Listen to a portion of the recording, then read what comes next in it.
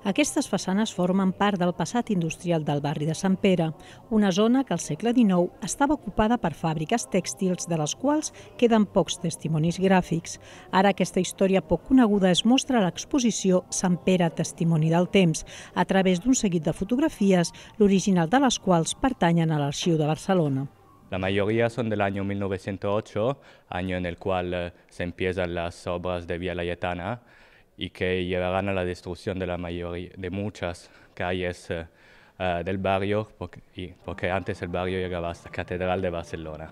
Exposicions com aquesta ajuden els veïns de la zona a conèixer el passat del barri i alhora a entendre també com ha evolucionat la ciutat.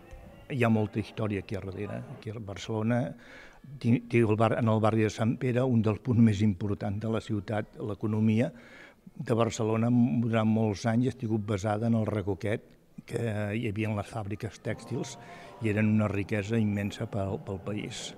L'exposició es pot veure al Casal de Barri Pou de la Figuera, un equipament situat al bell mig de Sant Pere.